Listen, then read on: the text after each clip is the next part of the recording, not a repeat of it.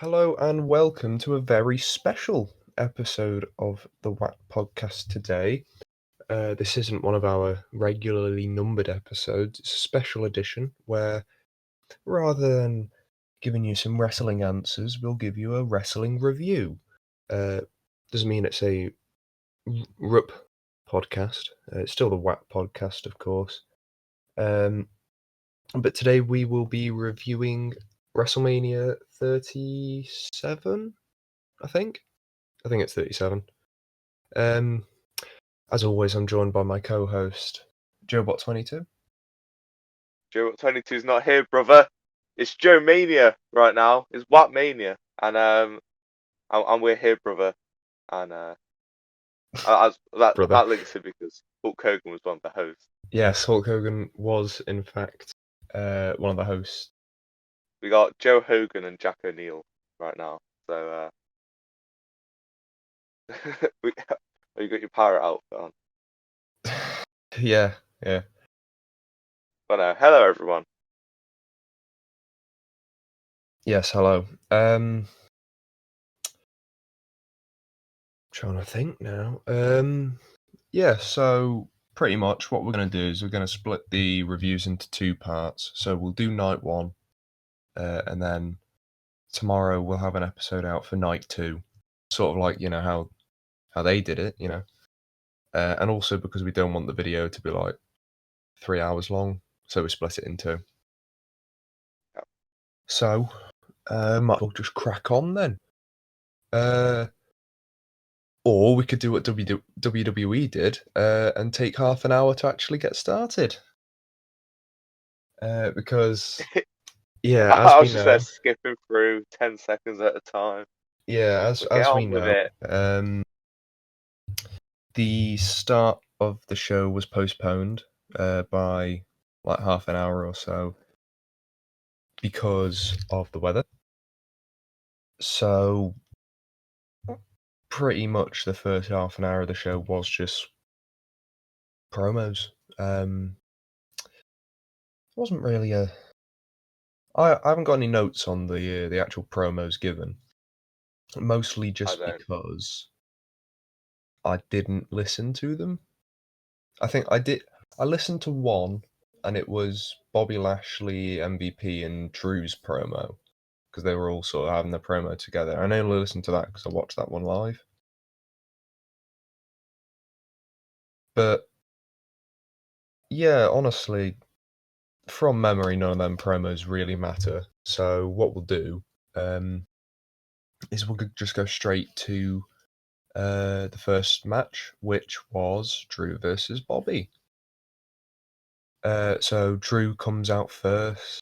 He's got his big sword, wearing his kilt. I did notice in his entrance he's got some weird looking CGI rocks, which was interesting. Yeah, can we just stop with the CGI stuff? It's just, Yeah, I hate it. it looks awful.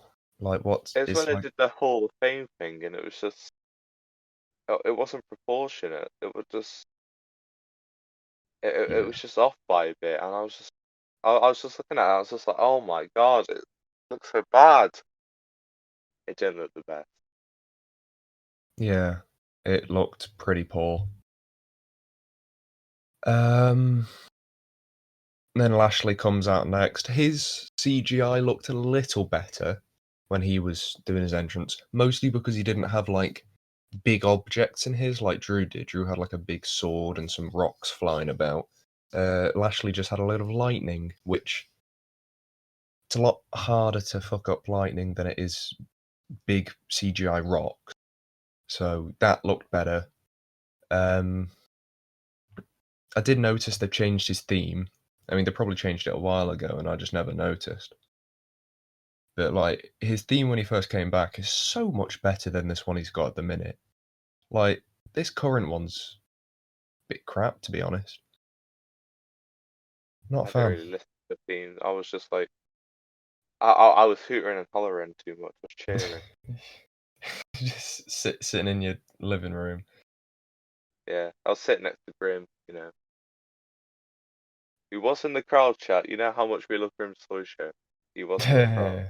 Yeah, we do love a Well, bit of Grim. well, But yeah, one thing I did notice about Lashley is he's jacked. He is huge. Like yeah, he did look he a lot bigger. he looked massive, massive, massive man. Drew, I mean, I was going to say, like, Drew is obviously a big guy as well. You know, 6'5". He's an absolute beast. But Lashley is like he's built different. He's like if The Rock was a bit shorter. Like he is massive. But Yeah. but anyway, back to the actual match at hand. So the match starts with a lockup, which I think we've spoken about it. We're not like massive fans of lockups to start the match. By the I think way, I said I liked it. I don't know. I can't remember.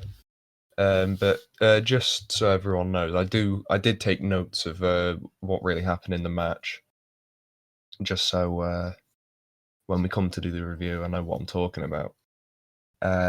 Yeah, so there's the lockup to start. Sort of just moves a bit slowly there. McIntyre hits a nice overhead belly to belly at one point. I think it looks less like a belly to belly, more like he just sort of tosses him over the top of him, which, considering Bobby Lashley's such a big guy, it looks be quite hard to do. I think the match was very slow to start. It was very like sort of feeling each other out, which the match wasn't super long. Like I think the longest match on the entire first night was only about 15 minutes. But the match wasn't very long, but there was like not a big, but the first couple minutes were like a slow, like feeling out kind of process. Then they go outside for a cheeky bit of walk and brawl, but they're back in the ring quite quickly. I've got not a lot happening so far as my next note. Which, yeah, I think the early portions of this match, there really wasn't anything going on. I did realize Lashley's finisher was called the Hurt Lock during this match, which is probably the worst name for a finisher I've heard in a long time. Like that is the most dead sounding finisher. The Were they like Hurt trying to Lock. go for like? Were they trying to go for like the Hurt Locker, like a sort of a Well, I think it's. Well, I thought it was because maybe? he's part of the Hurt Business, Oh yeah, but like, it's such a crap name for a finisher. Like, whenever I see that move, I only ever know it as like either a full Nelson or the Master Lock. The Hurt Lock is much worse than calling it like the Master Lock. Like the Master Lock it is at least that sounds name. kind of cool. It they could have called it the Lashley Lock. Bit of alliteration in there. Asuka's got the Asuka Lock. Kurt Angle had Yeah, but the then Angle Lock. The Angle Lock. Well, it was yeah, Ankle but then Lock. we just have a bunch of finishers with just their names in. That's not very. Yeah, I suppose it'd be like calling like the curb stomp the Rollins stomp, or Roman Reigns Again, the. we do have like the Styles Clash, so Yeah, well, that one works because it's like it does it work. yeah, because it's using his name, but it also works in terms of what the move is, because it's like a clash of styles clash. It works. I like that one. But back to the match at hand. Lashley reverses a future shock DDT, and then he hits a big. I think it's called a Yokozuna cutter. It was the move where he gets him up on like one shoulder and he just flips him off it. It looked cool, but it also looked like it would hurt a lot if it went wrong, because it looks like Drew lands directly on his face. which yeah. It did look pretty dangerous to me. Yeah. I was wincing a bit. I was like, ugh! Yeah. One thing I will say is Lashley, he does that like big one-handed spine buster thing. That looks cool. I'll give him that. That looks cool. It did look cool. Like I think my problem with Lashley is his moveset is really, really cool, and then his finish is crap. It's like the opposite of Baron Corbin. Because Baron Corbin's got a cool finisher and then the rest of his moves are crap. But Lashley is the complete other way around. Because Lashley's finishes are a spear and a master lock. And that's it. Like, that's naff, man. Drew hits a big inverted Alabama slam for a 2 count. He did, yeah. Oh, God. I always wince a bit when I see that as well, because, like, that move looks like it hurts a lot. Because he just splat down on the ground at, like, full force. Oof. Yeah. What I would say is a lot of the moves in this match were very visually appealing. It was one of the most diverse matches of WrestleMania in terms of like the move set, because they were just throwing stuff out, and I was just like, whoa, what's going on? Like you could tell commentary was struggling with the names Of all the moves. Oh, well, I all the noticed moves. that later on. We'll talk about it in night 2, because, Commentary was struggling a bit. yeah, I think, They were diverting a lot. yeah. Um, And, well, we know who heads up the commentary desk, don't we, Joe? Shut But, up. I like Michael Cole. well, well, yeah, we'll talk about a couple of his mistakes later on.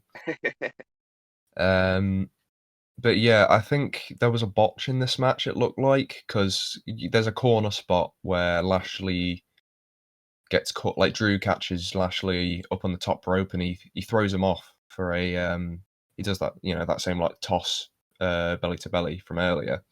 He throws him off. It looks like Lashley under rotates and like Botch has taken it.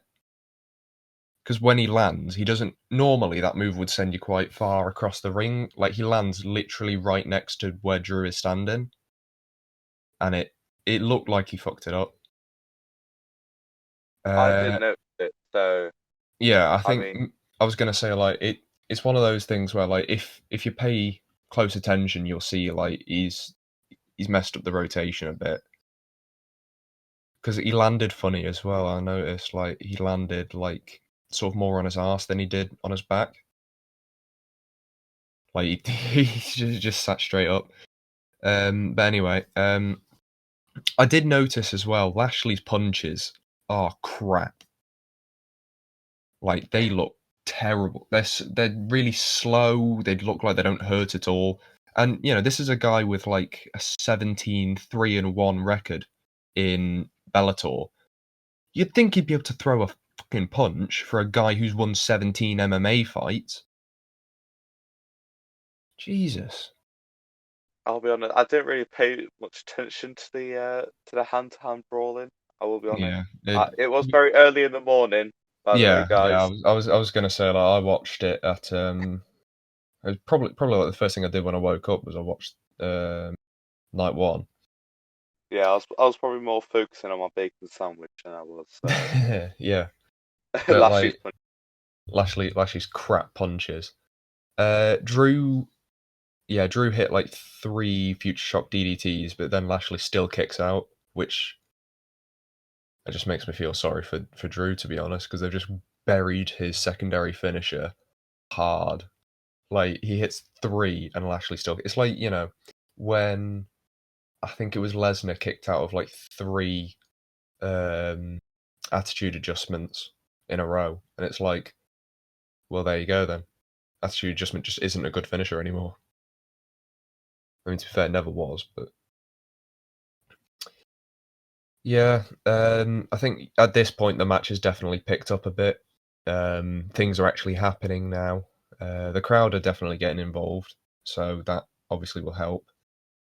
Because if this was one of the ones they did without a crowd, I think my impression on this match would have been a lot worse.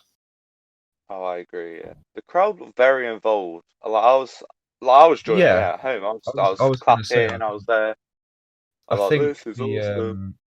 I think the crowd on night 1 was definitely better than the crowd on night 2, but like I say, we'll talk about that, um, in night 2 because 'cause I've actually got, like, a whole thing on that because I got really annoyed with the crowd by the end of the show. But again, we'll talk about that.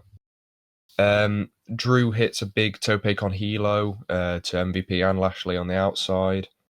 And then we sort of just go into, like, the finishing segments here. Lashley keeps going for the hurt lock, but Drew just keeps on reversing. Lashley goes for a spine buster, but Drew manages to roll through and turn it into a Kimura lock, which I thought was cool.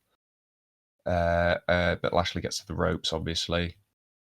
MVP causes distraction, so Lashley can dodge out the Claymore, which Drew didn't actually hit at all in this match, which helps protect the Claymore, because if he'd have hit the Claymore, chances are he would have won, because that's actually a very protected move. But Lashley locks the hurt lock in after dodging. Drew keeps trying to power out, like he rolls through, but Lashley just won't let go. And eventually Drew passes out and Lashley wins. I I really quite liked this match. I thought for a WrestleMania opener, by the end of it, the energy had definitely increased quite a lot. Um, Yeah, I mean, I enjoyed. It wasn't my favorite match of WrestleMania. No. no, it wasn't my favorite either, but it was definitely one of the highlights of the shows. Oh, I think, top three, I would say. yeah, I think they did the right decision having Lashley go over because Yeah, I think definitely. I what I was I was really going to hoping say, that she would. like, I think what they're building towards is they're building towards Lashley versus Brock at SummerSlam, which, I mean, you would want the title to be on the line for that. Um, I think they definitely made Lashley look strong, especially with, he kicks out the Future Shock DDT, like the three of them. It really helps Lashley look like a strong champion. He makes Drew. Drew doesn't tap out, but he passes out in the hurt lock, which it also protects Drew because it shows he wouldn't tap out, but like he'll keep going until his body literally can't go any further, and he just passes out. Which obviously it's not like Stone Cold at WrestleMania 13 level of booking here, but yeah, I thought it was really quite nice. Helps protect Drew a bit, even if the three future shocks and the kick out didn't help him, but it helps him as a star show that he can survive. You know, well, not survive, but not tap out. Not give in to the big bad's finisher. I guess. The guy's already beaten Brock Lesnar clean, so it'll be hard to make him look like particularly weak. But having him not actually tap out certainly helps. Um, quick comment about MVP in this. He really didn't do a lot. Like he got the distraction for the finish, but that was really it. Like he didn't do a lot in this match, which I think actually helped because I like MVP and all, but I also would prefer the match try and stay a bit clean, even if the finish was like it was a little interruption-y because the reason Bobby got the hurt lock on was because Drew was distracted with trying to take out MVP. But I thought the way they did the match was good. Um, Yeah, I don't normally like when managers distract the opponent. So I'm yeah, kind of glad that MVP uh, didn't get involved because I would have probably been annoyed if that was the finish. yes, yeah. I mean, he did get involved, but like a little bit, not like Yeah, I mean it wasn't huge. yeah. But yeah, out of 5, I give this match, and it's gonna sound a little generous, but it's probably because, like, it was the first match I saw, and, I like, it got me ready for the rest of the card, and then I saw what the next match was, and I was less ready. But, um, I gave this 4.25 stars. I thought this was really, really actually quite good, and the finish really helped because it helped Drew stay strong. It made Lashley look like a beast. Just good stuff all round, really. I'm gonna go for a 4, just because there's matches that I would rank higher than that, but I wouldn't give them Yeah. 5 stars or 4.5 stars. Yeah, I So get you, I get you. I'm gonna go for a 4. Fair enough, fair enough.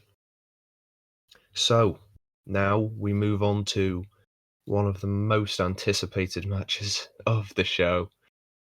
Uh, the tag team turmoil match, which, if I remember, you described as being tag team terminal. Honestly, I was happy to get in a few extra minutes of sleep. Like it was rubbish. Yeah, this Oh my, was. Listen, we'll, oh, we'll we'll talk about it. We'll talk about it. they So have like the most boring tag teams that they just threw together, and I wish I skipped it. I don't know why I watched it. yeah, yeah. So the match starts with probably 3 of the worst wrestlers that it could have started with, and Naomi. So it starts with Lana, Naomi, Carmella, and Billie Kay. Um, literally, like, my notes for this, for like each segment of it, are so much shorter. Naomi clatters Carmella with a drop kick. Lana's offense looks shit. Billie Kay's is shit. She screams. Naomi shakes her ass at Billie. Lana and Billie fuck up a move. Billie rolls up Naomi. Then the Riot Squad come out. Like, that's literally all the notes I've got for the first segment. Like, all I remember was Billie Kay screamed, tried to be funny. She fucked up a move with Lana because, of course, it was Lana. And they rolled up Naomi, who was the only competent person in the match at that point. Oh, but wasn't it just absolutely It was rubbish? it was Every single naff. segment I didn't like. Yeah. Not even the Riot Squad could save it. Like, Yep. So the Riot Squad came out next. I've got Carmella's the only one with any good offense here, and good is a strong word. There's a lot of screaming. The Riot Squad's tag finish eliminates Kay and Carmella. That's it for that segment. It's just that's what you screaming. can say, isn't it? Yeah, it's just screaming, and then they hit the like code breaker senton combo move that they do, which Ruby Riot's senton is naff. Like, she probably weighs about 120 pounds. A senton from her is going to be like, you drop like a bag of compost on someone. Like, it's not exactly going to kill you, is it? No. Like, she's she's a short woman, she's very thin, and her finisher is jumping on somebody. Like, it's not going to work. But anyway, Mandy Rose and Dana Brooke come out, and Mandy Rose slipped on her ass as she came to the ring, which I feel like Why they're do they just have going to matching make that. attire, by the way? Like they're Well, it's because like they're a they're tag fucking. team now. Like, they've Are been a tag they? team for quite. Yeah, they've been a tag team Oh since, my like, god! I was apparently gonna since say like like halfway through they're last an year. established tag team, but But they sort, apparently they are they now. sort, they sort of are Oh, a that's. little bit. But no, Um, yeah, shoot, this, it's like a horrible shade of pink as well. yeah, it It's was hurting like my a eyes. luminous shade of pink. It was very. It gave me a big stripper vibe. They did look a bit like strippers. It, you know what? It did a little bit actually. I They can see where did. you're coming Like, from. The gear, not actual strippers, but like like what you see on like The Simpsons. Like it's like parody. yeah, like your stereotypical Yeah, yeah. latex, kind of stuff stripper. I get what you mean. I get what you mean. It didn't look the Um, best. so for this one, we've got Dana's blockbuster looks like shit, but she has a nice spinning neck breaker. She misses a swanton bomb and gets rolled up, but the announcer fucks up. So if you didn't pick up on it, the announcer said that the Riot Squad were eliminated, even Oh though they yeah, yeah. eliminated Dana and Mandy. Which, I mean, that just sums up this match. Like, it's just a shit show. Not even the You know, announcer the was announcer watching it. doesn't even the announcer just not paying attention. Like, fucking Greg Hamilton, bless him, he's just sitting there, just like, oh, this match is happening, right? Then Natty and the Tamina train come out. Come on. The Tamina train Yay. doesn't stop. The Tamina train just keeps on chugging along to its next destination. Her and Natty. I almost called Natty Tamina then. Her and Natty actually have like a really nice looking tag team powerbomb. Where I think Tamina suplexes Liv Morgan onto. Yeah, Natalia suplexes Liv Morgan on. No, Tamina suplexes Liv Morgan onto Natty's shoulders, and Natty does a nice sit-out powerbomb. I thought that was quite nice. Natalia, by a distance, the best wrestler in the match. Ruby Riott sent on looks like shit. Tamina clatters Liv in the face with a big super kick. Natalia hot dogs, pretending like, ooh, maybe I'll lock in the sharpshooter. And then she says, no, Tamina, hit the Superfly splash instead. Which I thought, like, that was weird booking, because what they did was, Natty's got her in position to put her in the sharpshooter. And, she would tap, right? And then she just turns to Tamina and, like, really angrily goes, no, you top rope now. And it's like, well, Tamina hasn't done anything wrong. Why are you acting like such a bitch with her? You know? She's just set her up with a super kick for you to make her tap out to the sharpshooter. And now you're saying, actually, no, I'm going to take you back into the match. You hit the Superfly Splash.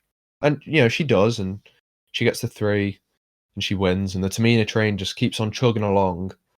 But I just thought that was really strange. I mean, it was personally, I don't think they ordered it well because I No, would have I liked think to the order of see. people coming out was interesting. I would like to see more of the Riot Squad and more of Tamina and Natalia, Well, yeah, because they but were the less only two of. teams that actually did anything in the match. Because they started the match out with, I guess, they got the shit ones out of the way sooner, and then like the ending That's segment true, was, but I would have liked to see more. yeah. I Well, was a little I was gonna disappointed. say the ending segment was actually quite good. Like, all credit to them. The first like 3 teams were crap.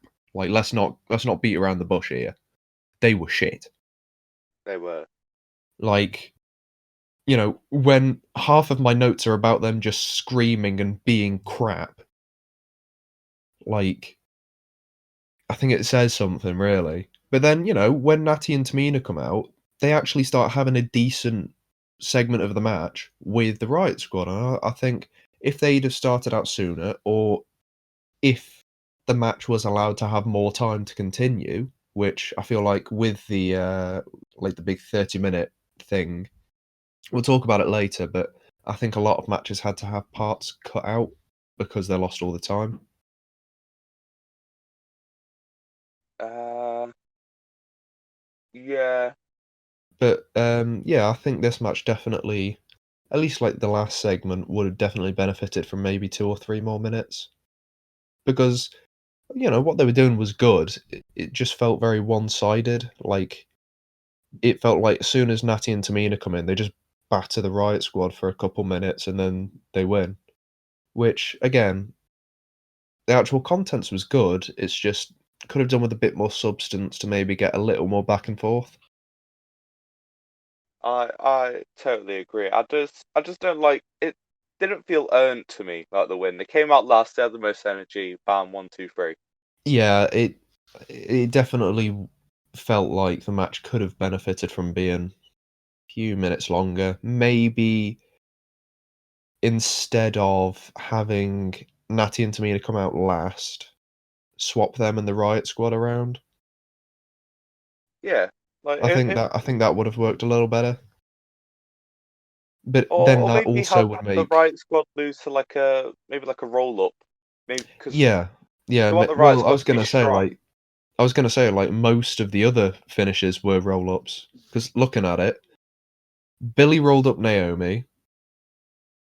The Riot Squad actually used their tag finisher to eliminate Billy Kay and Carmella, so that's an actual finish. But then Dana gets rolled up for the finish from the Riot Squad, so it's sort of like if they did a roll up finish here, every finish but one would have been a roll up, which is like, eh. Right, I'm gonna do a Adam Blompier style how Oh I would book it. Jesus! Right, Oh no! so Riot Squad start with Naomi and the other bitch. Uh, Wow. who was she with? Naomi, Lana. Lana. Yeah, that's the one. Right. So they start. Riot Squad win. Right. Both teams look strong. Then Riot Squad lose to Billy Kay. And oh god, you're gonna have to help me out here. Billy Kay and it's in Carmella. Carmella. That's the one. I just don't care. Yeah. So yeah, they Yeah. they lose them proper upset. Right. Then Natalia and Tamina come out, bam, squash them, and then the final match is Dana and Mandy, and then Natalia and Tamina win, of course. And that's how I would book it.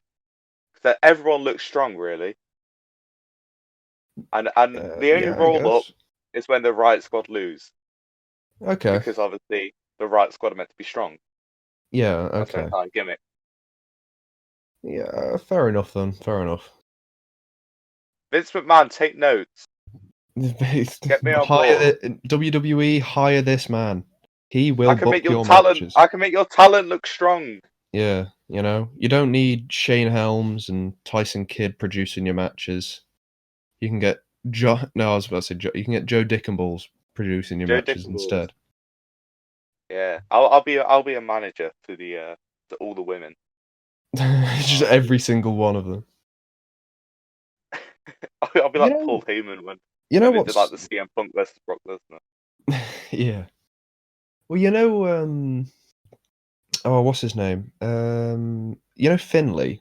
Finley actually produces like 80% of all the women's matches in WWE, which Bloody is hell. yeah, fair enough.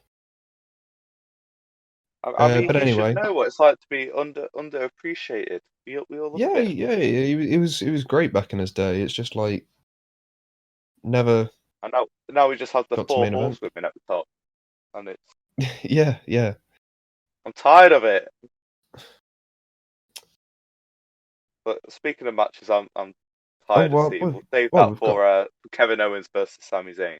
I'm sick of it. They're great. They're great. But I'm sick of it. They've had 10 billion matches. I'm sick of it. I'm done. I'm Sorry, done. Joe. I don't want to see it anymore. Get it off my screen. But But no, talking of not we'll save wanting that to see it anymore, out of 5, what would you give this match? too. 2. And That's what that's I've given it generous. as well. I was going to say, I think I was being quite generous with giving it a 2 as well. It's Literally it's just only because of two that last because they segment. found a good way of. It's only two because they found a good way of showing them all off. Yeah, Which and they weren't on the pre-show for once, so Yeah, that's true. There weren't any I matches appreciate on that. either Actually, of the pre-shows, which I thought was interesting. it's probably just so they were trying to get that the ring clean and stuff. Yeah, I think for the first night it's because of the weather, but then like the second night the weather was fine, so they probably could have put something on the pre-show, but they didn't. Who watches it? That's because they used the episode of SmackDown as the pre-show almost, because they had the Andre the Giant Memorial Battle Royal on the pre-show, which they did a little highlight package of, which we'll get to. But then also the Who won that? SmackDown I didn't see it. Jey Uso. Oh, who gives a shit? Yeah, it's fine. We'll talk about it in a bit. But talking of the Andre the Giant Memorial Battle Royal, the winner of the first one was in the next match, which was Rollins versus Cesaro. See, look at that transition, mate. I'm a pro at Wow, this. incredible. So Rollins comes out first. My notes for his entrance is he looks like a knob, but I guess that's what he should look like. Is he still going with the whole Monday Night Messiah thing? I don't know what his gimmick Um, was. no, he isn't, and only because he's now on SmackDown. But it's like Ah, it's the same kind of gimmick, just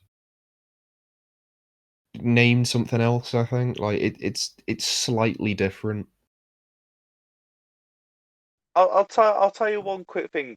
With a lot of these matches, I couldn't tell who was the heel and who was the face. Oh, this one it's quite obvious. Like it was definitely Rollins. You know This one it is, but it's still confused because you have Cesaro. You know, he's a heel a lot of the time, but he's also a well, face a lot I'll of the say time. that he hasn't been a heel for quite a while. Yeah, but he's known for being a heel, like a lot of the time, because you know when he's in the Well, bar with I was gonna say Sheamus, like yeah, he was a heel when he was in the bar, but and I like guess the All I guess American. when he was When he's in a tagging tag team, he's Nakamura normally a as heel. well. Yeah, But yeah, that's true. Yeah, because he was a heel when he was tagging with Nakamura last year as well. but it's the same way. It's like Orton versus the Fiend. Who's the heel? Who's the face? You know, Randy Orton. He's the signature heel. Like Oh yeah. Well, I think with that one it's more of a grey area because they both act like dickheads. that's true. But But back to the match same at with Zayn hand. versus Owen. Zayn versus Owen. I Well, just Owen can't was the tell. face. Yeah, you know, I Owen's know, for but he's the heel. yeah, he's better as a heel, but like for that, literally for like the last like 2 years now, he's been a face. It's just annoying. Like he turned I face. don't like change.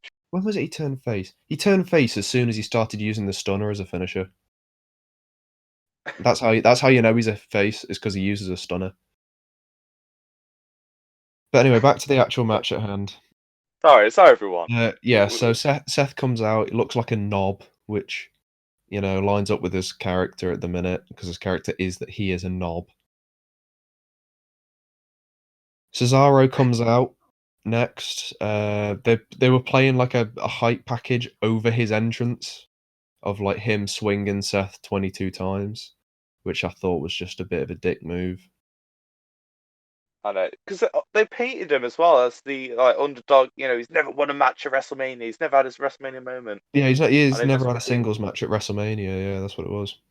covered over his entrance. Yeah. Like, One thing I did notice about Cesaro, which you might not have picked up on, was he was actually wearing the same color scheme for his gear that he wore when he won the Andre the Giant Memorial Battle Royal match, which I thought was a oh really it was a subtle but like neat nod to that because he was wearing like the black and yellow he wore when he won that match. yeah, I remember the black and yellow. Yeah, Um, I thought it was quite cool. I That didn't was notice it. But yeah, yeah, that's I interesting did. actually. It was quite neat. So, bell ring. Cesaro just goes for the swing straight away. It just you know the whole idea of this match was pretty much just Cesaro trying to get the swing on Seth. Um, Cesaro botches a drop kick in the corner. Like he completely misses Seth, and Michael Cole, as always, says he didn't connect with all of it. because of course he did. Yeah, then he tries. I thought this would have been really cool if he would have got it off. He tries like a gut wrench suplex off of the top rope, but Seth reverses it into a buckle bomb. Seth hits that superplex into Falcon Arrow he gets and gets a cheeky 2 count off of that. Cesaro gets a near fall from a backslide. One thing I did notice was all of Cesaro's like striking moveset is just European uppercuts. Like there's no variation, it's just European uppercuts. That's all he does. Yeah,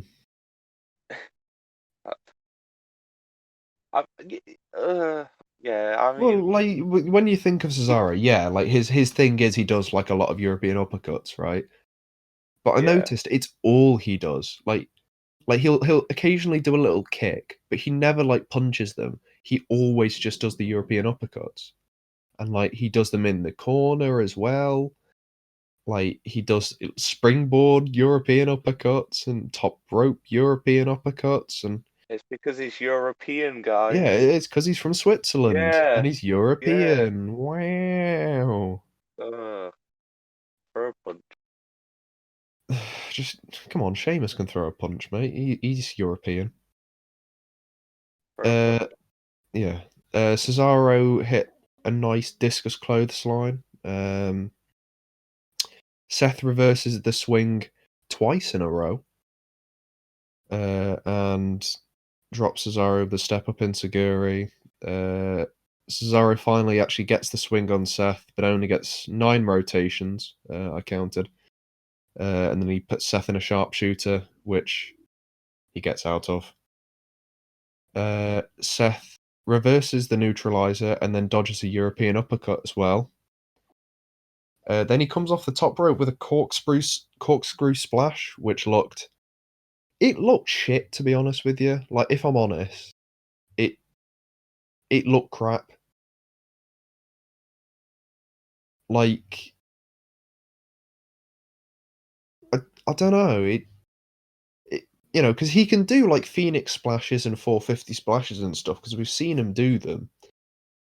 But all he did was just like he just did like a 360 spin sideways in the air. Like he just did a barrel roll splash. Like it looked a bit crap. Then you know Seth gets him up to do that ripcord knee finisher that he used to do. Cesaro reverses it and hits the neutralizer out of nowhere, which was quite cool. Then Rollins reverses Cesaro goes for another neutralizer. Rollins reverses it. And hits a pedigree, which I guess he just uses like a signature now. Like he doesn't even use it to finish a match. But Seth starts just sort of hot dogging at Cesaro, just like, I kicked out of your neutralizer. I kicked out of your swing. I got out of your sharpshooter. I'm the bloody best, me. I'm cool. And then he goes for the curb stomp, but Cesaro sort of does the Randy Orton RKO thing, and as he goes for the curb stomp, he lifts him up a little further, hits him with the European uppercut, which looked pretty gnarly. And then he put him in a no arms airplane spin, which looked strange. I'll be honest, it was cool, but I think it was called like the UFO because I think what was it he said? Michael Cole said something on commentary like he calls it the UFO because what he does is out of this world.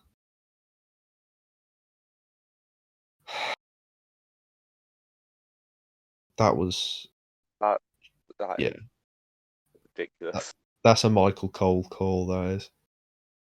But yeah, after the UFO, this being Cesaro, Cesaro puts him in the swing again.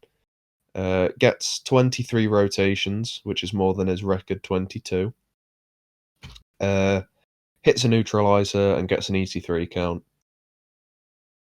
I quite like this match. I think, I really enjoyed it. yeah, I think for a match that there wasn't like a lot of heat behind it, I feel like I went into this match like, oh, this will be good because it's Cesaro and Rollins, not because there was a story. Because the only story was like Cesaro just kept spinning Seth on SmackDown, and then Yeah. I think it was like by far the most predictable match on the card. Like this, and then for night two, you had Owens and Zayn. Like those two were the most predictable matches on the card by a considerable distance, I think. Oh, absolutely. You know, I mean, not to they say were it was some of the bad best because it matches. was predictable. Like it was definitely one of the best matches on night one. Oh, absolutely, yeah. But But I just, I think because there was no real like tension behind it, and it was just like an exhibition match. I think there's a limit to what I can give it. Like there's no real big feud behind it. It's literally just he spins him. That's it. it's yeah, it's one of the feuds where I just don't really like it because like you made fun of me, now I hate you. Yeah, it's We're gonna have like that. It's no, like Dolph Ziggler versus Otis last year. It's yeah, it's like if I go for an even more stupid example, it's like Kane and Chris Jericho had a feud in like '02 or something because Chris Jericho accidentally spilled coffee on Kane once, and they had like a fucking pay-per-view blow-off match for it. Like he just fucking spilled coffee on him, man. Why do you have to have a pay-per-view match for that? But, I digress. I think, yeah, the match was really good, but it was held back somewhat. Not because of Rollins and Cesaro, that, they did the best with what they could. But, yeah. I can only really give it 3 3/4, I feel. There wasn't like as much of like a heated thing with Drew and Bobby. I think this was much more of like a spot fest. That one felt more genuine at points. This one literally just felt like they just exchanged signatures and finishes for 10 minutes, and then Cesaro just swung him. He swung him. Swang. He's just Uh, swaying him. He just swung him 23 times, and that was it. Like the entire point of the match was just to swing Seth, which I thought this match was a 3.5. you've gone 3.5. Yeah, I've gone 3 3/4. Just because, like, you know, the actual contents of the match was good. It's just there's no story behind it. And as we know, I Yeah. do love a little bit of story in my WrestleMania matches. Well, just any I match really. It, But it, it's now, it's literally the showcase of the Immortals, and I think they just threw these two guys together because yeah, they because were because big they names in the didn't, yeah, they company. didn't have a match on the show, so they thought, well, let's just give these guys a match against each other, and then think about how they get to the match afterwards. But Yeah, I mean, moving I would on, have. That's it, really. It's just yeah. I was a bit annoyed Uh, that is Keith Lee injured because I would have liked to see Keith Lee. Keith, no, he's just not getting pushed. Uh, Well, he might be injured actually. I don't know. I haven't watched Raw for ages. For context as well, we are recording this on the Tuesday, so this is actually after the Raw after WrestleMania, and from what I've seen, nothing happened on that. So I'll have a look at what happened. I know there no, was a title. yeah, I think there was a title match, but the title didn't change hands, so it's like whatever. But we'll move on to talking of Raw, a recap from SmackDown, which was the recap of the Andre the Giant Memorial Battle Royal match, where we see like bits and bobs of it, but we also see my favorite part of the night by a considerable distance. We see Ricochet getting beaten up and thrown out the ring. 10 on 10. best WrestleMania ever. We get to see Ricochet get the piss beaten out of him. It was glorious. Talking of glorious, Bobby Roode. I think he actually gave a little promo after this recap, him and Dolph Ziggler, about them being the SmackDown Tag Team Champions. I can't remember what they said because it wasn't important. And as I said earlier, Jey Uso actually won the Andre the Giant Memorial Battle Royal. So, good for him. Yeah, he's not the best Yeah. person that I would choose to win it, But like I say, Ricochet got beat the fuck out. So, 10 on 10. Like, perfect match in my book. But talking of match, that's, you see, it's not as smooth. Match number 4, New Day versus AJ Styles and Giant Ninja, or Omos. what a stupid bloody match this was.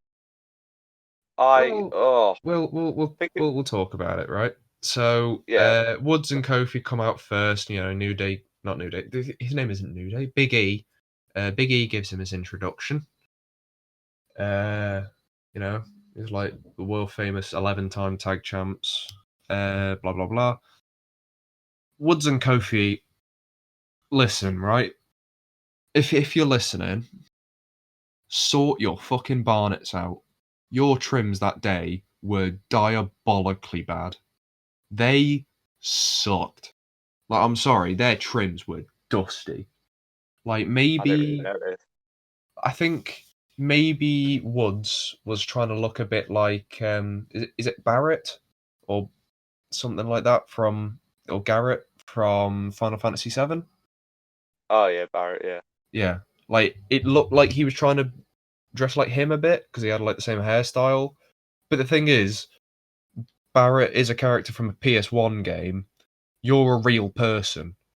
That hair doesn't work on you. It works on him because he's a giant boulder of a man. You're a short, but still, he's still jacked, but he's quite short, and he's a geek. He's a nerd, right? Stop Yeah. trying to dress like Barrett, man. Come on. You've already done Final Fantasy at WrestleMania anyway. You did it like your Final Fantasy 14 stuff at WrestleMania 33. Then Omos and AJ come out, and I must say, before we continue, Omos had the drip. God damn. He came out looking like $1,000,000. He had the chain on, he had the coat on. Bro, he was dripping. Good lord. Oh. But as AJ and Omos are doing their entrance, they cut to the New Day just dancing to AJ's song in the ring because of course they were.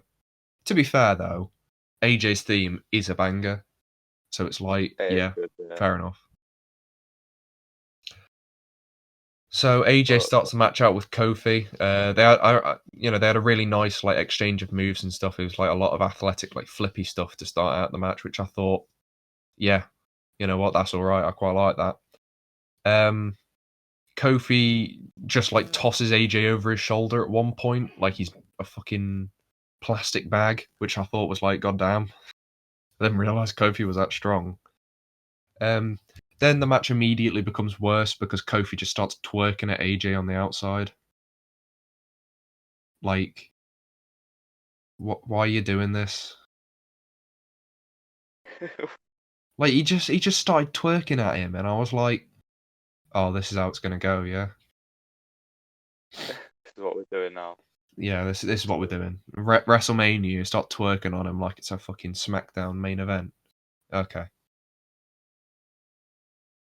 Woods keeps shouting really loud at AJ that he isn't a tag team wrestler, even though AJ, in TNA at least, had won he's won like 4 or 5 tag team belts in TNA. Like, he won it with the Christian Coalition. I think he won one with Jeff Jarrett at one point. I think he was in like a 3-man tag team for a bit with Chris Daniels and Kazarian as well. So saying he's not a tag team wrestler, yeah, he's not a tag team wrestler by trade, but it's not like he hasn't had tag team success in the past. Yeah. Which I think, fucking AJ and Woods had a match in TNA back in the day. Like, it was probably a tag match as well, considering fucking Truth and Consequences Woods was crap. But no, sorry, it's Truth and Consequences Creed. That was his TNA name. See, my extensive knowledge of TNA coming to the forefront in this match. But yeah, I think him shouting at AJ isn't a tag wrestler. He's not strictly a tag wrestler, but it's not like he hasn't won tag team titles before. Yeah, definitely. Yeah. Then Kofi and Woods, they do the unicorn stomp on AJ, which is, it's when they trap him in the corner and they just keep stomping on him for a bit. It's just not the same without Big E, but, whatever. The whole structure of the match up to this point is just Woods and Kofi keep trying to stop AJ from tagging into Omos because Omos is some fucking huge guy. The New Day keep getting 1 and 2 count pin attempts. Woods hits a nice baseball slide. I remember at one point like a suicide dive baseball slide thing. There's one spot where I was like, "Oh god, that looked like it really hurt." Where AJ is about to stand, he's literally just standing up, and Kingston comes off the top rope and splashes him back down. And I thought, Jesus Christ, AJ's back is going to be in tatters after that, because AJ he's a little bit hunched over, but he's pretty much getting splashed from the top, from a standing position. That's going to kill his back. But then the unthinkable happens. Omos gets tagged in, and Woods pretty much just pisses himself in the ring. He's just standing there like, "Oh, I'm panicking, I'm shaking," and it was just like, okay. Woods just keeps kicking Omos, trying to take him down, and Omos literally just no sells all of it. Nothing is hurting him. Kingston comes off the top rope to hit him with something. He just catches Kingston in the air and just throws him away, like it's fucking Thanos fighting Spider-Man in Infinity War. He looked like a beast. To be fair, they were booking him to be like a fucking monster. I wrote, he's tossing New Day about like he's tossing a salad. It was ridiculous. Fuck's sake. Styles hit a phenomenal forearm. He jumped off of Omos' shoulders to hit a phenomenal forearm on Kofi, which I thought that was quite cool. Then Omos hits a pop-up choke bomb on Kofi, and he just covers him with one foot and he just flattens Kofi. Covers him with one foot, gets the 3. Bob's your uncle, Fanny's your aunt. AJ's the tag champion. So I suppose he is a tag wrestler then.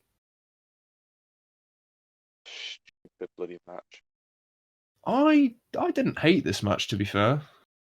I mean, the twerking bit pissed me off, but other than that, I thought it was alright, personally. I just hated the whole thing of, oh, we're scared of Omos, so we're not going to tag him in, or let him get tagged in. Kofi is a former world champion, and AJ is a former world champion as well. So by that theory, logic, you'd be more scared of AJ than you would by Omos, wouldn't exactly. you? But the thing yes, is, Omos is big. Omos is very tall. Yeah, he's big, So but therefore, he's slow. yeah. And also, this was I his would first rather match fight in Omos than I Rollins. would fight, say, Rey Mysterio. Just because Rey Mysterio's got experience, he could do it. That's the same with AJ Styles. Well, the thing is, Joe, you're also 8 inches taller than Rey Mysterio, so you've got a height advantage. True. That is true, but still, Rey Mysterio's got experience. I've got no experience in the ring. Like the most experience I have with wrestling is It's when being you on the did like trampoline as a I child. was gonna say like you like, you did an that's elbow it. drop on something in your garden once. Yeah. Oh God, don't remind me of that.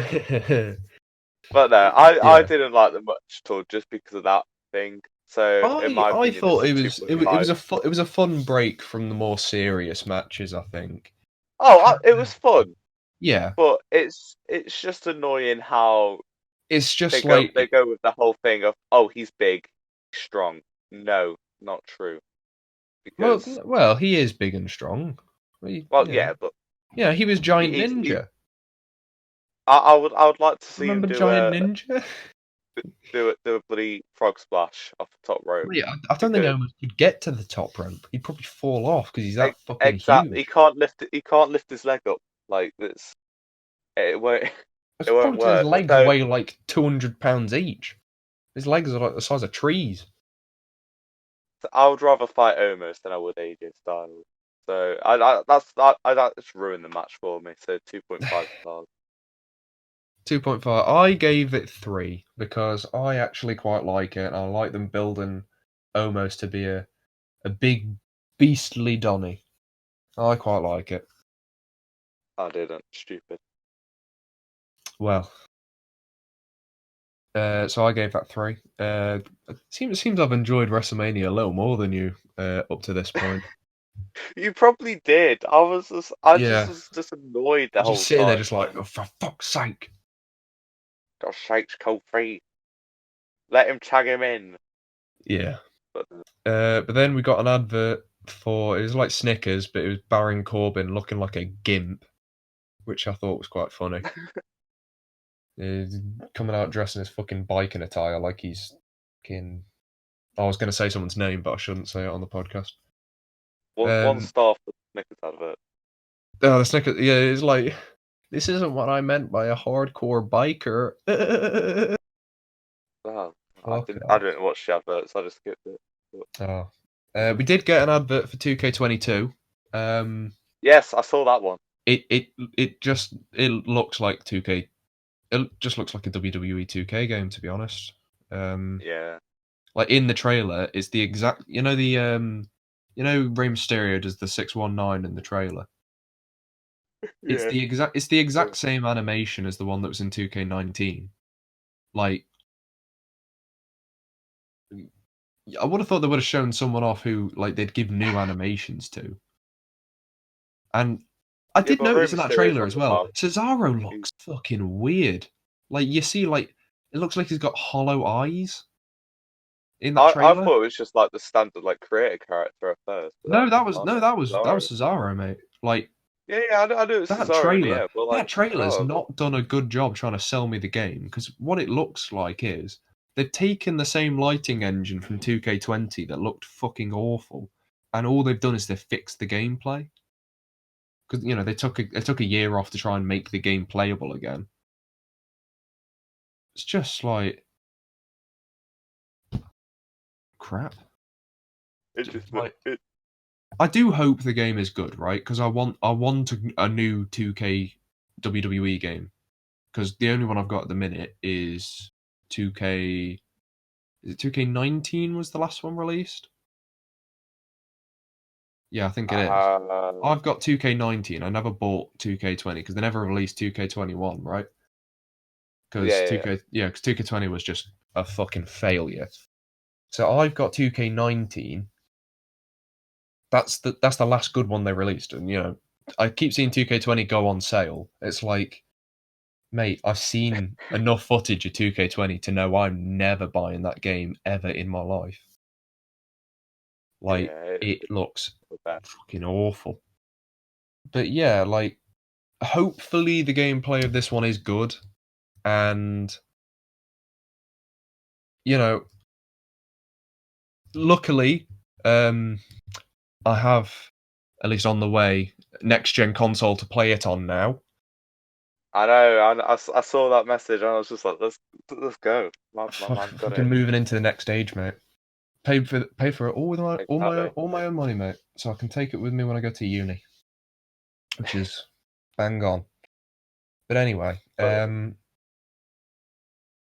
yeah, I think hopefully the gameplay is good because I feel like the strength of 2K19 is actually in its gameplay.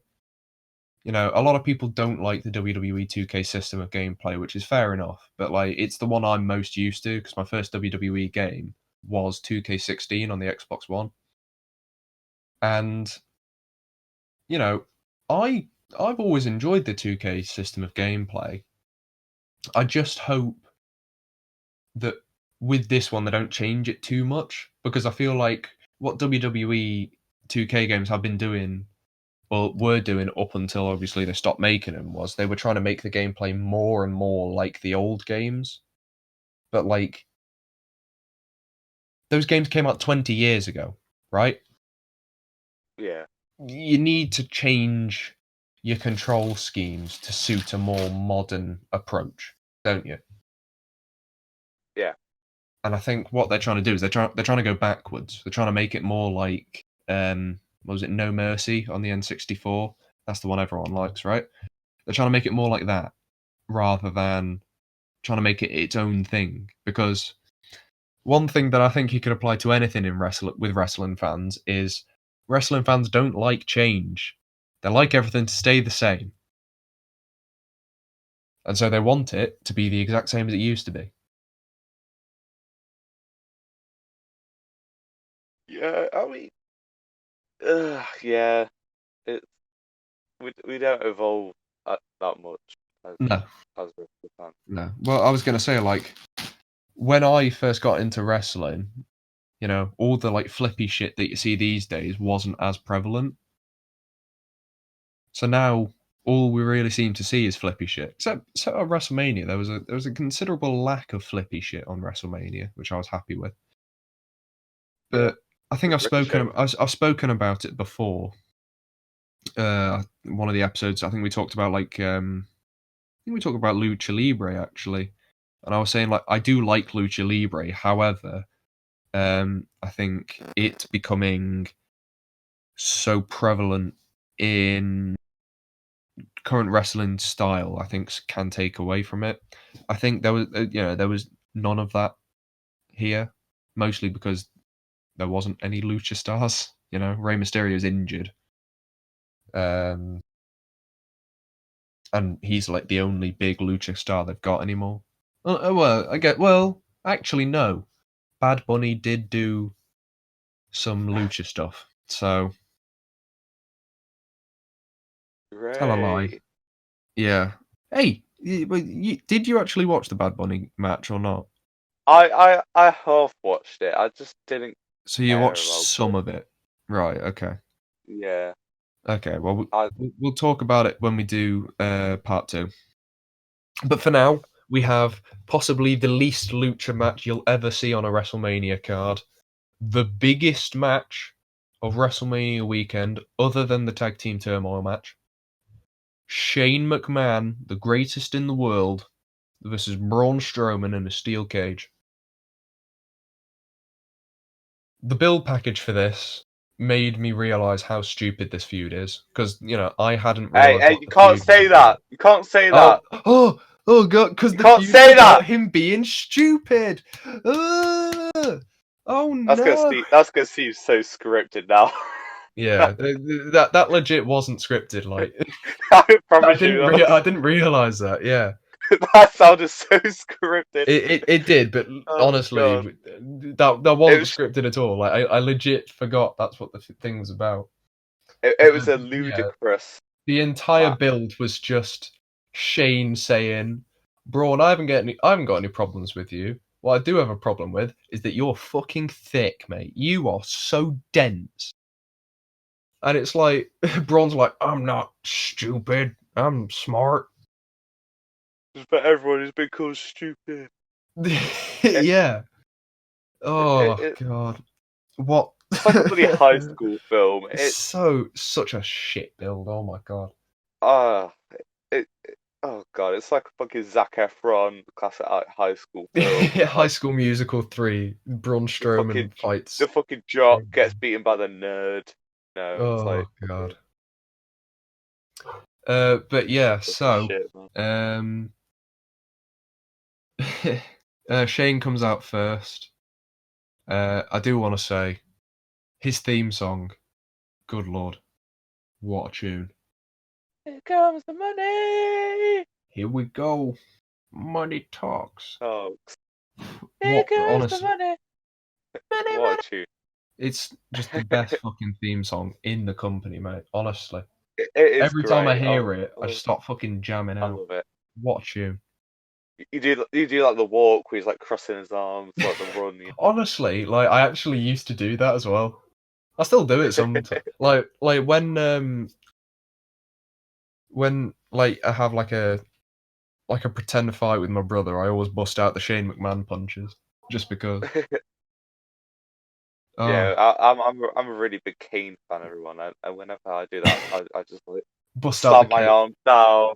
You Yeah. know, Oh, the mate, flames honestly, just shoot out.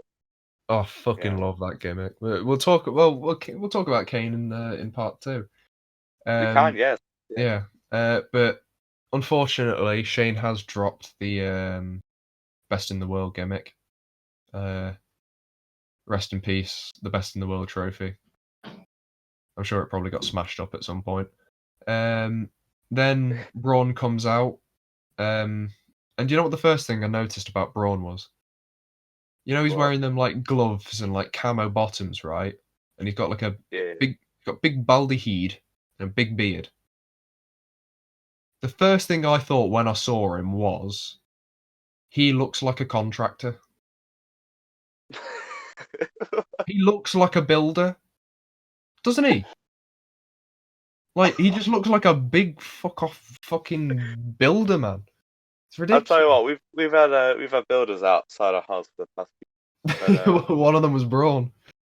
and one of them was Braun. Yeah, no, I tell you what, yeah, yeah. He looks like a contractor. It's Oh god. ridiculous. Like his entrance theme has like a steam train sound at the start as well. It goes like doo doo. It's the Braun train. No longer the Tamina train. No, it's the Strowman Express. That's what it is. Oh, for God's sake! You know what makes sense? The Strowman Speedway. See, that That would would make make. more sense than the Strowman Express. Ugh. I But tell you what, yeah, Vince McMahon, get me in. Get me in. As Braun starts getting into the ring, Elias and what's the other one called? Jackson Riker, I want to say. They start attacking Braun before he gets in. They smack him with a chair a couple times. They give the chair to Shane. Braun gets in the ring. Shane keeps smacking him with it. And then I think there's a botch because Braun tries to catch the chair as Shane swings it at his head, but it still clatters Braun in the head, so he just has to no-sell a headshot. And it's like, fucking hell, mate. Either that's a botch because he didn't catch it in time, Oh, or it's really tough. yeah. But like the fact that he tried to catch it makes me think that he fucked it up, and he was supposed to just catch it and not take the headshot. Pretty much as soon as Braun catches the chair, Shane just fucking tries to run away, and then Braun just screams, "You can't run away from me, Shane!" Then Shane busts out the infamous shadow boxing punches. Oh, they were brilliant. I mean, he's throwing hands like he's a fucking pro boxer. Like he's throwing hands at rapid pace. And Braun has to sell them as well. That's the worst thing. Then Braun starts like throwing punches at Shane, and fucking Shane decides he's got ultra instinct and starts fucking dodging every single punch Braun throws at him. Like it's ridiculous. Like, he's like shoo, shoo, shoo, shoo, shoo. Like it's mad. It's like he's in the fucking Matrix. And then Shane, I don't know what he does. He floors him with something. He scarpers up to the top of the cage, and rather than actually running away, which he'd been doing literally the entire match, he just decides to rip a piece of sheet metal off the top of the cage and starts whacking Braun with it. Shane keeps trying to go through the actual gate of the cage to get away, but Braun catches him, and then Braun just starts just chucking him into the cage. Like, it doesn't look great. Like, Shane is going fucking head first into the side of the cage, and it's like, oh god. After this, I realised like Shane is gassing hard. Like he is knackered. He's properly knackered after only like 5 minutes. Like he's properly knackered. And then Braun's leg gives out. Shane capitalizes, starts whacking him with a chair a bit, takes him out. He gets him with a big coast to coast as well. And then, after the coast to coast, he just starts trying to escape, and Elias and Riker are back to help him get out the cage. But then, because he's on the top of the cage at this point, Braun comes in, runs into the side of the cage. Fucking Elias and Riker go flying off the side of the cage, and I think Shane isn't supposed to fall off the top of the cage, but he falls anyway, and he lands between the ring ropes and the cage, and it looked really bad. It looked like he legit hurt himself there. It didn't look great. Shane just sort of powers through it though, and he goes up to the top of the cage again after taking Strowman out or something. And again, instead of trying to run away, which the entire build of the match had been, he was trying to run away, right? He just gets a toolbox out of there's a tub at the top of the cage with a toolbox in it for some reason. And he just throws the toolbox at Strowman's head. And it's oh my god. But Shane uses this to start climbing down, and then as he's on the outside of the cage, he's going yeah, I've got free, and then he's sticking his hand through the cage, wave goodbye to him, and then Braun comes up, grabs his hand, stop him from getting free, and rips the fucking wall off the cage. He fucking tears the thing down, and just yoinks Shane back through the cage, and then he throws Shane onto the top of the cage and throws him back into the cage. And just it's what the fuck? This man's literally just broken the cage. He's ripped a wall off of the cage to pull him back in. Then he's chucked him onto the top of the cage just to throw him back off. And then he hits a power slam and wins. Well, you could have pinned him with the fucking throwing him off the cage, mate. He landed on, square of his back. He probably wasn't getting up from it. But yeah, that's the finish of the match. This match was very stupid, I think. For a man who That's ironic. jumped off the Hell in a Cell, yeah, I said stupid again. But for a man who jumped off Hell in a Cell 5 years ago, Shane was very... Yeah, he didn't do a lot. I was very underwhelmed. grounded. I was underwhelmed with how much he actually ended up doing. Although it's a cliche, I would have expected him to jump off the steel cage. That's just a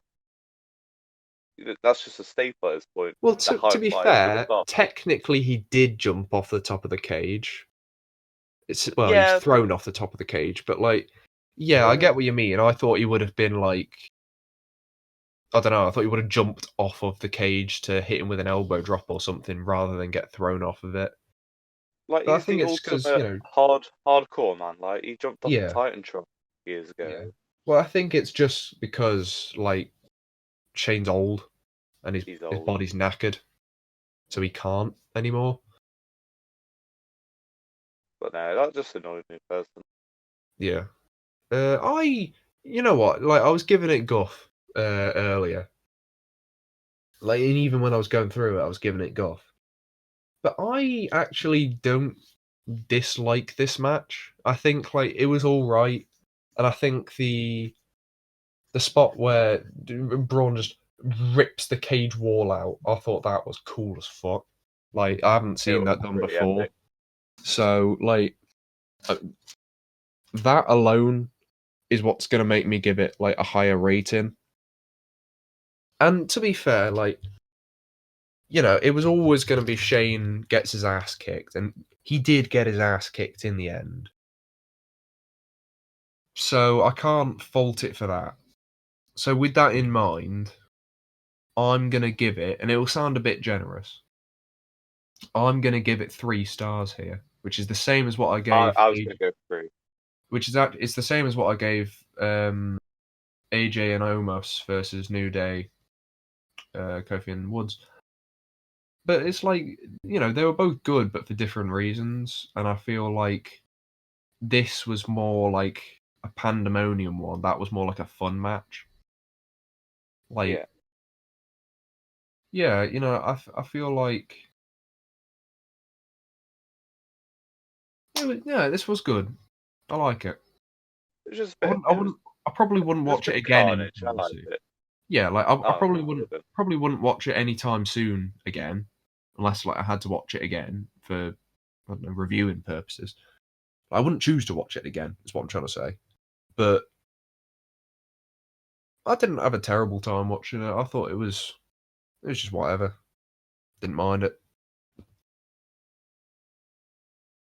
But then, yeah, so 3 stars. Then we got the Hall of Fame segment.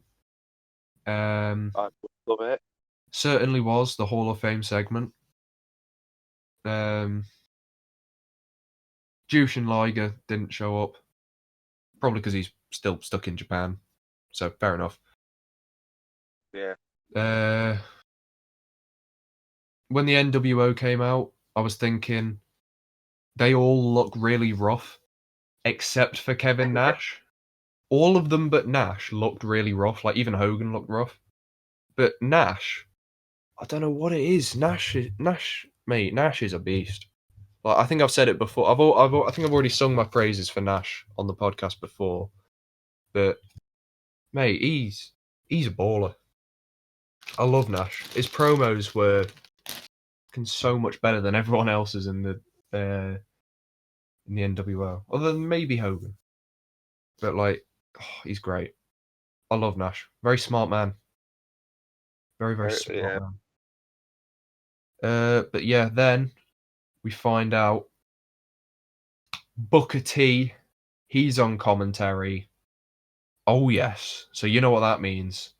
That means it's time for Bad Bunny's match. Oh yes. So, we got like a little hype promo. It was actually the same one they showed on the pre-show, because I did watch the first night's pre-show and they showed this exact same promo bundle or promo package on that, right? Pretty much nothing happens. It just like they spend like 2 minutes saying why Bad Bunny is such like a big get for the WWE, and it's like, mate, I don't care. Like we get it. He makes music.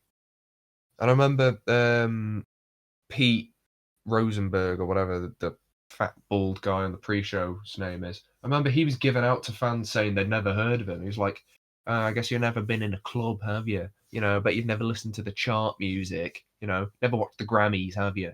And it's like, they're wrestling fans. They're not fucking party animals, are they? Know your fucking audience, Pete. Jesus. But anyway, other than me being annoyed by Pete Rosenberg, I mean, he annoys me anyway. That just like annoyed me more. But Who the fuck expect like he was given out, like because people had been saying on Twitter they didn't know who Bad Bunny was. He was giving out that people hadn't heard of him because he's won like 2 Grammys or something. Like, well, yeah, Adele's won fucking 20 Grammys or some shit like that. You wouldn't see her in WrestleMania, would you? that would be great though. Fucking Seth Rollins comes out to fucking set fire to the flames. that's good, mate. Set fire to the rain, yeah.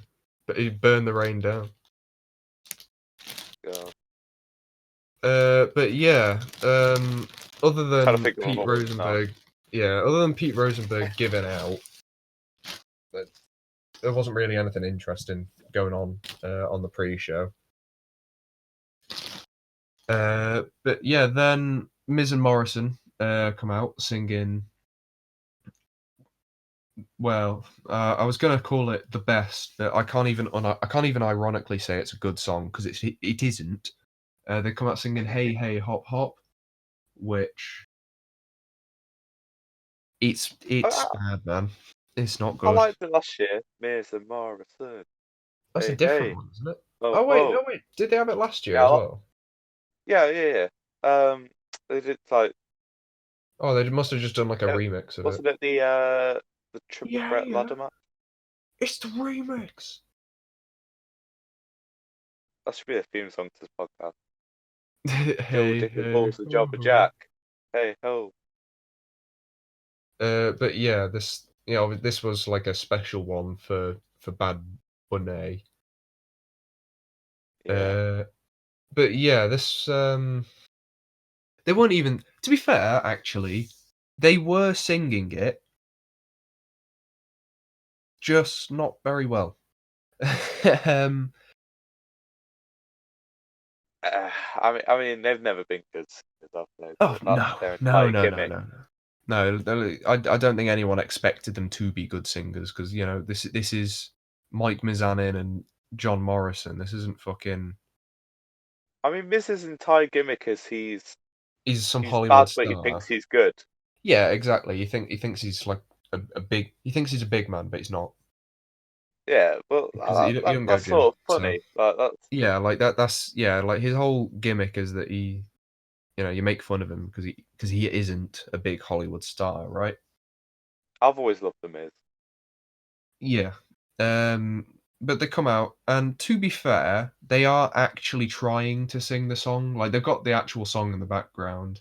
Um, like they haven't got like an instrumental version, and then they're singing over that. They are actually they're giving it a shot. They're actually trying to sing it, right? Yeah. Um, then we get uh Damien Priest comes out to the ring. The only notes I have here is his gear makes him look like a gay stripper, which Hang on, let me see his gear. Let me see his yeah, gear. check his gear because this guy, I think his gimmick is that he's like is like the Archer of Infamy or something. Like he had like his name was in like big flaming CGI text in the sky and stuff. So I thought like, oh, maybe it's something to do with Satan or something. He looks more like a BDSM slave than he does a satanic wrestler. Like, I don't get it. I'm trying to find it.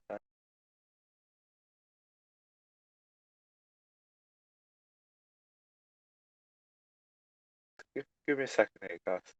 Yeah. But Uh, then after Damien Priest comes out looking like a fucking himbo, Bad Bunny comes out. He doesn't actually sing his entrance theme, which I'm surprised by. Um, but he does come in God, on a giant fucking 16-wheeler truck, which I thought was cool. He had a coat like he was straight out of the Matrix. And you know what? He looked all right. I thought his gear was a lot less gimpy than what's his face's. So fair play to him. I've looked it up, and then purple trousers. Yeah, they don't work.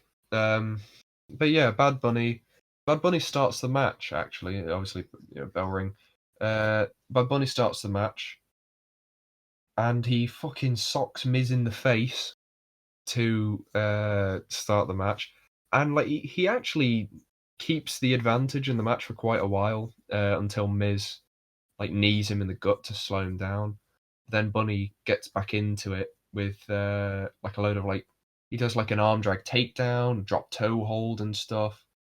And it's like this is surprisingly good for a guy who's been practicing he's only been practicing wrestling for like 2 months, right? And he's having it like a decent match up to this point.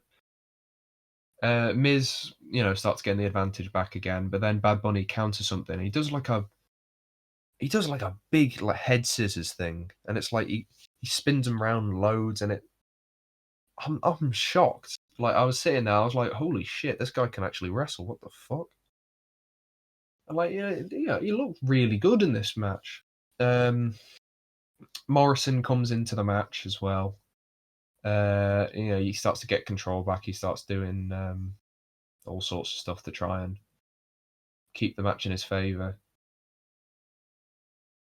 Then one thing I will say is Morrison's hair looked like shit in this match. Like there was I don't know what it was. I don't know what he was trying to do, but his hair looked like a chicken. Like it looked like how chickens have that like mohawk thing. He had hair Yeah. like that. It was grim. Couldn't get on board with it. But yeah, Bad Bunny, he keeps like trying to fight back as well, which is cool. Yeah, I rate that.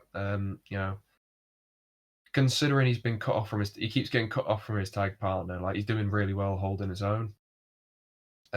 Miz keeps like tearing at his face, like doing like the face pull thing, and he keeps going for the face because obviously with him being in big superstar, obviously stuff like that's gonna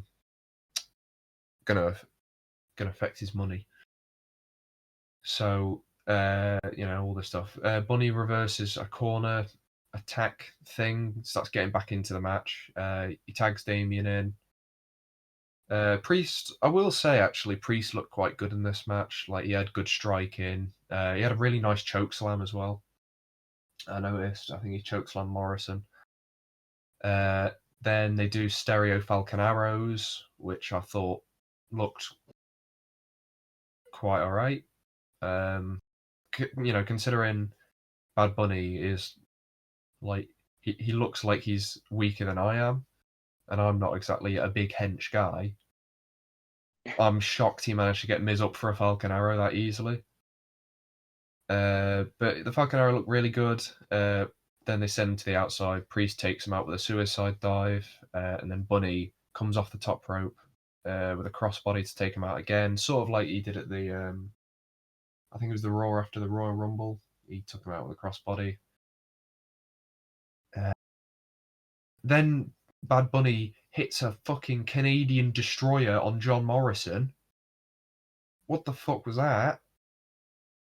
Like, huh? This man's just busting out the Rey Mysterio moves. I was sitting there. He does the Canadian destroyer. I was in shock.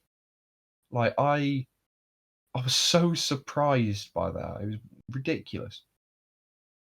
But yeah, Bunny gets back in the ring. Goes up to the top ropes. Priest tags him in. Sorry, and Bunny hits a crossbody on the Miz while he's sitting in like an electric chair on Priest's shoulders, and gets the 3 count. And you know what?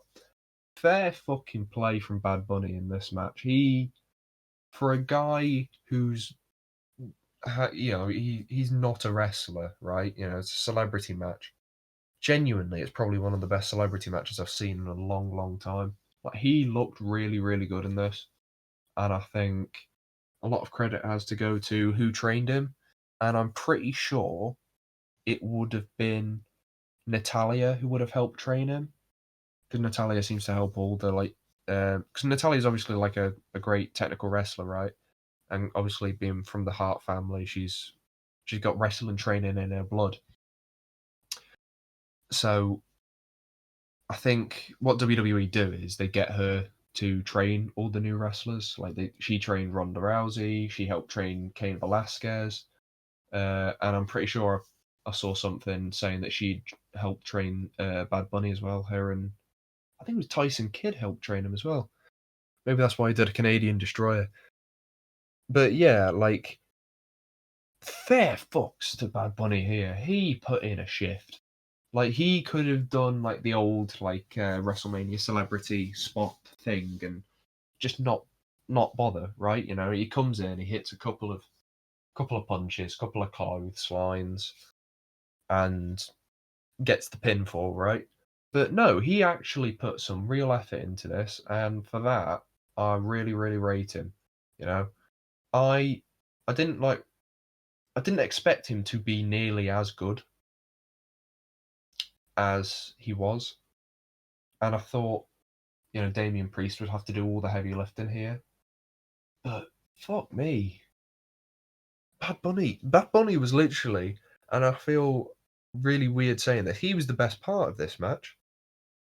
He didn't botch anything. All the moves he did looked good. Maybe it's because, like, you know, John Morrison's probably the best guy to get in to try and sell these moves. But yeah, no, fair play to him. I think if I were to give this match a rating out of 5,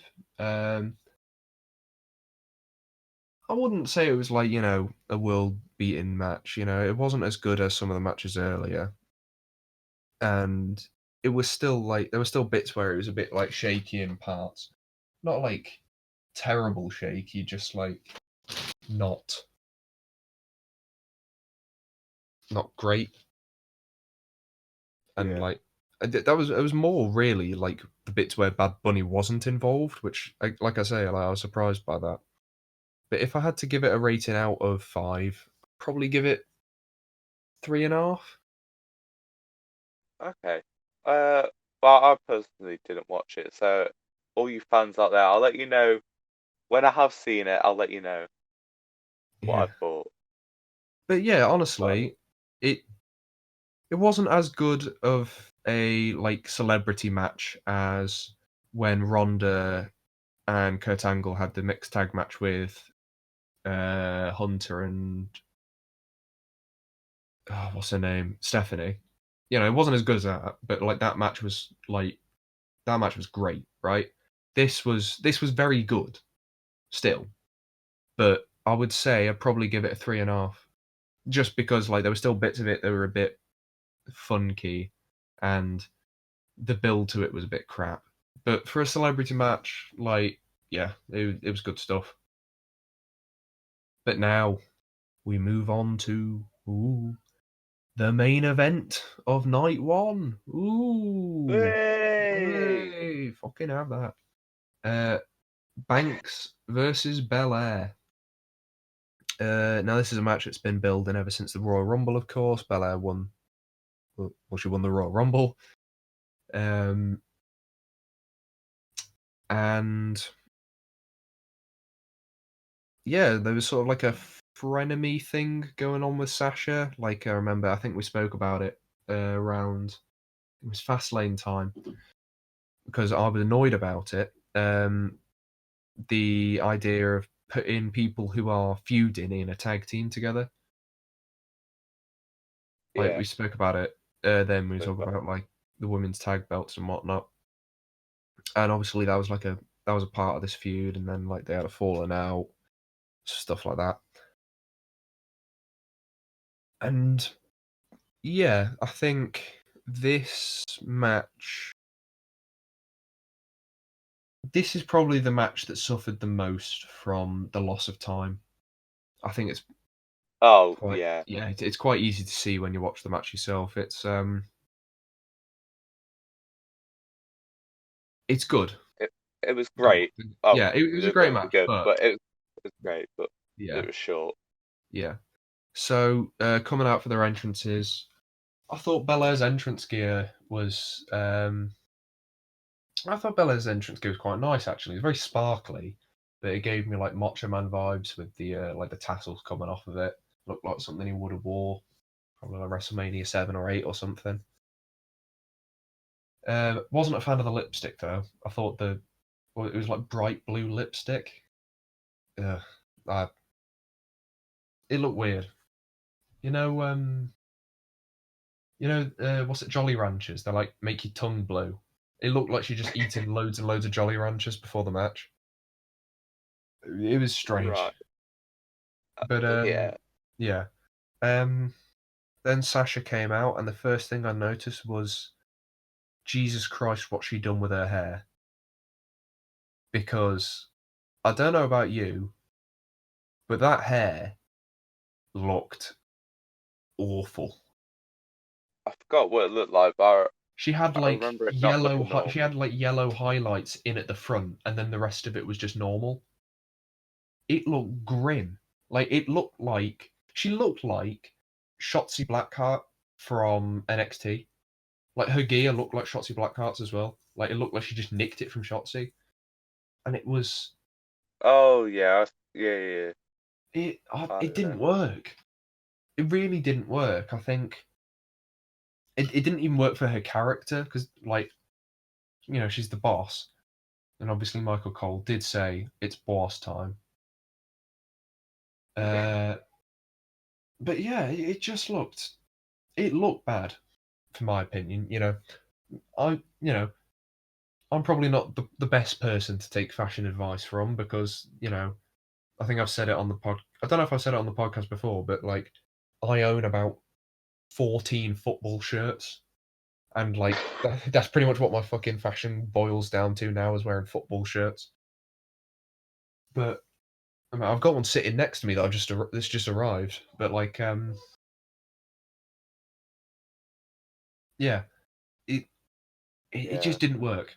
It really didn't work. I didn't like it. I thought the gear worked if it was like a different color. I think the black and yellow, or it was either black and yellow, black and like luminous green or something. I'm not really the best to ask for colors because I am colorblind, but um, it just it looked funny and not good funny, you know. But as the match starts, Belair is like she's about to start crying, which I was like, oh bless her, because like if you think about it, she has rocketed to the top, hasn't she? I don't even think she was a main roster wrestler this time last year. Like, she has just gone straight to the top. She's gone straight to main event in WrestleMania, which is like the only person that I could think of that has done that is Ronda Rousey, maybe. Because well, the thing Well, is, that was her second uh, WrestleMania, so like you can't even really say that. Like, she's I mean, absolutely I remember when skyrocketed to Sheamus the top. started. He didn't. When Sheamus started, he didn't main event WrestleMania, but he did. No, but he had like he had a big match with He Triple had a H big then. feud. Yeah, yeah. Yeah, But so yeah, you like could still say Sheamus, but I don't really know anyone else really. But it's ridiculous how quickly she's got to that point, and I feel like yeah, like, it's perfectly acceptable for her to be like emotional there. Like you can see, like she's literally like about to burst into tears, and it's because I think Michael Cole said it on commentary. It's a big moment in WWE. It's the first time two black women have main evented a WrestleMania. You know, it's the first. yeah, Technically, it's not like main eventing WrestleMania, but it's main eventing one of the nights of WrestleMania. So it counts still because it's a main event of a show, a main yeah, event of a WrestleMania show. So not to take it away from them, but yeah, like Belair is she's very clearly like emotional the whole way through this match, and like it's 100% understandable, and I don't think that it takes away from anything. If anything, like it makes it it makes it better for her because like it shows like she's so passionate about winning the belt here, like she's literally about to burst into tears. yeah, But yeah, to get to the match, there's a big tie, like they do like the tie up at the start of the match, but it's really like more heated than some other ones we've seen throughout the night. Like you can see there's some aggression behind it. Uh, Sasha knocks Belair down, but Belair like immediately kips up and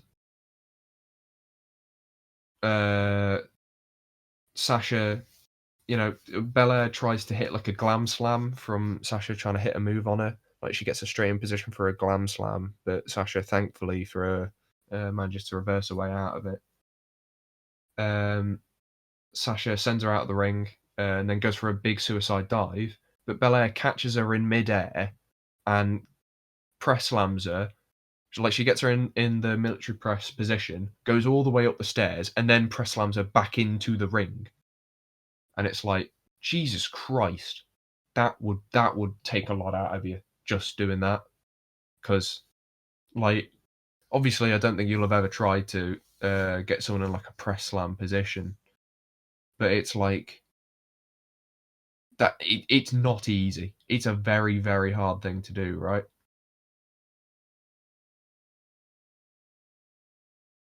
I just feel like,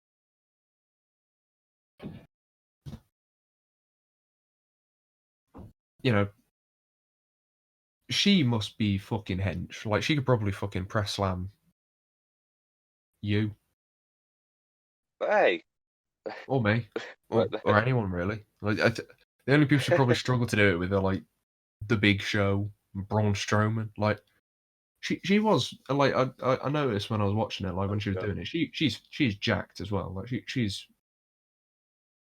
pretty big. But like Sasha, like I remember paying attention. Like Sasha looks like afraid of Belair. Like she's got like a look of fear on her eyes when she sees Belair. After that,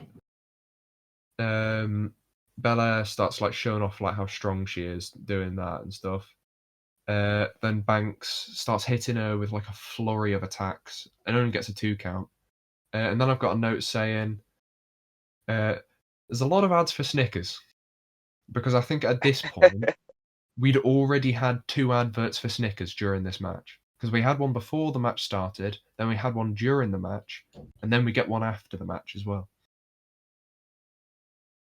But yeah, Belair reverses like a corner move, and she hits a slam that it looked rough. Like it looked rough. Like Sasha rolls out, I think, and then she grabs Belair's like her big ponytail and yanks her into the corner post, or tries to, but it gets reversed and she goes like shoulder first into it. Then they go back in the ring and Belair just gets Sasha in like a suplex hold for like a fucking minute or some shit before hitting her down with it. Like Belair looked really, really good in this one. Sasha was selling like a boss. Get it? Um, Belair then hits like she hits like a couple of shoulder tackles, constantly like knocking her down, and follows up with a standing shooting star press. Then she goes for the 450 splash, but Sasha reverses it. Belair powerbombs Sasha, but then she holds on to do another one. Like she does like the repeated powerbomb spot I think Samoa Joe used to use a long time ago, but I think she goes for a third one, but Sasha reverses it. Sasha does like a really nice looking tornado DDT where she spins off of the ropes back onto the ropes and then hits it, which I thought was cool. I noticed at this point Banks is starting to get like vicious and stuff. Like she's using everything she can to try and beat her now. She's like fucking scratching her and shit. Like, bruh. Banks uses Belair's braid like to fucking lock her in the bank statement, which I thought was cool. it was pretty cool. Yeah, it was a cool like spot that was. Belair gets out, but Sasha puts her in the Tree of Woe, and then she missed a Meteora, which I think she was supposed to hit, but she just overjumped or something. She completely missed it. Then she goes for a basement drop kick, and then she actually misses that. Like I think that was supposed to actually be missed. And then she like goes like knees first into the corner pads, which would fucking hurt. She like rolls back. Belair hits the 450, but Banks kicks out. Then Banks and Belair have a tug of war with Belair's hair, and then Belair hits Banks so fucking hard with her hair that Oh, it oh the, my god, the noise! oh, the It was sound. so loud. Oh Did you see God, like it after the was. match, like they were like Sasha was like getting up. She had like a massive like purple welt, like a massive like purple line going across her entire chest, like abdomen. Like Oh, it was brutal. it She was fucking incredible. whips her so fucking loud it breaks the sound barrier. Uh, then Belair hits the what's her finisher? It's called like the KOD or Kiss of Death or something like that. And she wins just then and there. And yeah, you know what? I thought it was really good what we got out of the match. It I was don't a really good match. yeah, I think the only reason that I would say it wasn't the best match of the night was just because of how stunted it felt. Like it felt like they cut out lots of the match. Like a good like 10, 15 minutes got cut. Well, maybe not 15, but like 5, 10 minutes got cut out. And it really hurt the match. Yeah, the only downfall that it was incredibly short, which Yeah. Like I think it I literally don't only think had a went right like to 10 be that minutes. short. Yeah, I think that was one of the matches where they definitely could have cut one of the others to allow this to actually have its full length or closer to. Yeah, definitely. But But yeah, like I say, I really did like this match. It just suffered from feeling like it was missing like half of the match. And I can't I want to give it a higher rating than I have, but just because it's missing so much, or it feels like it's missing so much, I just can't. So with that in mind, it's going to get 3 3/4 from me.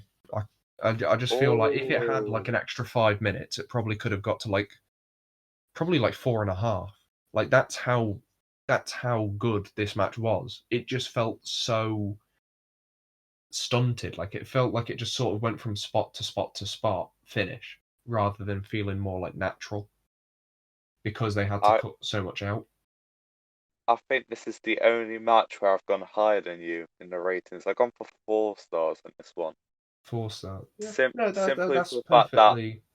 I enjoyed it so much, and I wasn't expecting to enjoy it as Yeah. much. No, that's perfectly reasonable. Like I say, the only reason I've given it, I can't in good faith give it 4 stars is because it doesn't feel like it's the full match. It just feels like it's Yeah, half a I match. think if it was a little longer, it could be It even could be a close lot to a better. Yeah. 5 star for me, But which is very generous. But based on that, if we got another, if we doubled what we got, it would have been a 5 for me. oh, it would have been like a lot closer. It probably would have been like 4 3/4 for me. Like it would have been so much closer to a 5 star. But Absolutely. yeah, like I don't want to take away from them because obviously they did still have a really great match. It just was too short for me. For what it was, just too short.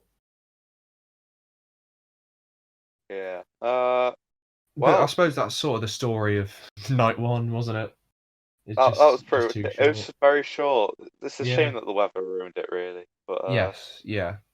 But yeah, oh, overall, already it wasn't a predict it. terrible first night. I think you Far know. better than Mania Night One last year. Oh yeah, night one last year. If you want our opinions on that, obviously you can go back and try and find the podcast episodes from that. I don't even know where it is. I'll have to put it back on YouTube. Yeah, but it was rough last year. But this one, I think it's more consistent, perhaps, because you know this one they did get some of the filler matches out of the way on this one. I think like the Rollins and Cesaro match and the tag team turmoil match felt more like filler than they did anything else. Yeah, Like they didn't really have like a huge purpose because they could have just done the tag team turmoil match on SmackDown before the actual show. So or just not have it at all. Yeah, they could have just actually built a challenger rather than having to make them all go through a Turmoil match because they're too lazy to actually book a feasible challenger. But yeah, I think other than the Turmoil match, which, like we said, the last segment of it was good, but the problem is the last segment isn't the whole match. So it wasn't a good match overall. But yeah, most of the filler matches are done, so night 2 can have a couple more bangers. It did have some good matches, not too. Yeah, but overall, I would give night 1. It might sound like a little harsh, but it's literally what I've done is I got like the averages. I got the average score of all the ratings I gave. I'm gonna give night 1 3 stars, 3.25 stars. Sorry, I'm gonna give it 3.25 stars. I don't know the average of all mine, but I'm going to give it a 3. 3. Yeah, that's fair. Just because it's a little above average. Yeah, like I think obviously 2.5 is average. Is literally like bang average. I do think Yeah. this was a good show. I just think There was it too many wasn't. disappointments for me. Yeah, I just think it wasn't a great show. It was definitely Yeah. hampered by time because this is one of the very few occasions where I would say WrestleMania could have done with being longer. One of the very, very few occasions where I'm like, yeah, this actually would have been better if it was longer because then we'd actually get more substance to some of the matches. But I yeah, do agree. that's it for part 1 of our review. Night 1 is reviewed, obviously. Yeah, 3.25 stars from me, 3 stars from Joe. And we'll see you guys tomorrow for Night 2's review. Bye-bye. Bye bye.